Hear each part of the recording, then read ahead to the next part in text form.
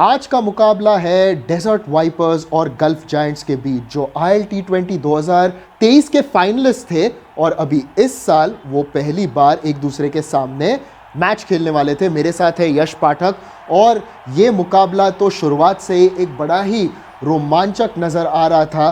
तो सबसे पहले तो हम आपको बताएं कि टॉस जीतकर सबसे पहले फील्डिंग करने का फैसला किया डेजर्ट वाइपर्स ने। यश, और बेहतरीन दो परिवर्तन देखने मिले प्लेइंग 11 में, जहां पर सबसे पहले तो मैं कहूँगा शाहीन शाह अफरीदी का चयन किया और साथ साथ आज़म खान भी आज अपना टीम में जगह बनाते हुए, शादाब ने भी एक टीम में वापसी की है, इस टूर्नामेंट में अपनी जगह बनाई है। लेकिन अगर बात करें शाहीन शाह अफरीदी की, सबसे इंपॉर्टेंट खिलाड़ी मेरे हिसाब से गेंदबाजी के क्रम में टॉस जीता, गेंदबाजी करने का फैसला किया और कमाल का निर्णय, क्योंकि गल्फ जायंट्स को सिर्फ और सिर्फ 160 रन तक सीमित रखा उन्होंने।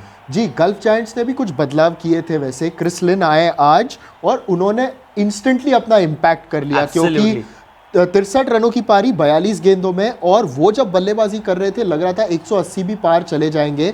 जॉर्डन कॉक्स ने पारी को स्थिर रखा, मगर ऐसे लगा कि कुछ 20-22 रन कम पड़ गए आज यहाँ। और गेंदबाजी की तरफ अगर हम ध्यान दें तो शाहीन शाह अफरीदी ने 3 विकेट लिए, 22 रन दिए, आते ही अपने आप को अनाउंस कर लिया यहाँ ILT20 में। एब्सोल्युटली शाहीन शाह अफरीदी ने कमाल की गेंदबाजी की, 4 ओवर 22 3 विकेट। मोहम्मद आमिर, उन्होंने भी अच्छी शुरुआत दी थी, 4 ओवर 27 रन और 1 विकेट उनके नाम। टिमाल बिल्स थोड़े से महंगे साबित हुए, 4 ओवर 41, लेकिन वनिंदु हसरंगा फिर से किफ़ायती गेंदबाजी, 1 विकेट भी मिली उन्हें, उनकी पहली विकेट इस ILT20 में आती हुई। शादाब खान थोड़े से निराशाजनक प्रदर्शन किया आज उन्होंने, 11 अतिरिक्त रनों के साथ 160 रन पर पहुंच चुकी थी। 161 का लक्ष्य था डेजर्ट वाइपर्स के पास ये मैच जीतने को, और चेस करते हुए डेजर्ट वाइपर्स ने एक मास्टर क्लास चेस किया।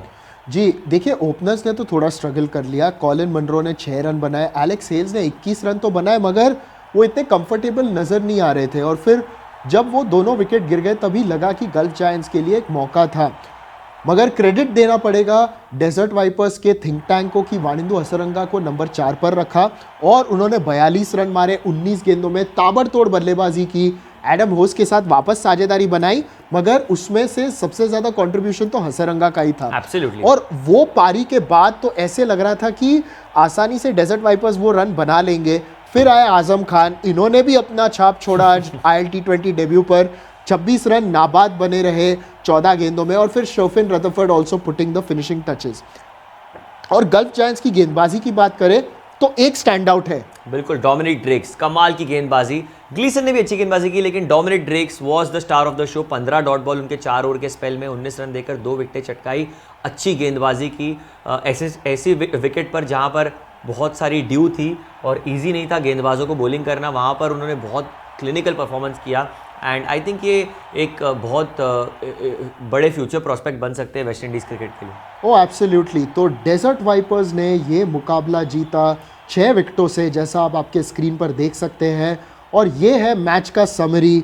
डेजर्ट वाइपर्स को अभी ये उनका दूसरा मुकाबला था और इन्होंने फिर ये मुकाबला जीता and they are up and away in the points table. तो अगर हम पॉइंट्स टेबल पर भी नज़र डालें तो ये रहे बदलाव, डेजर्ट वाइपर्स 4थे स्थान पर आ गए।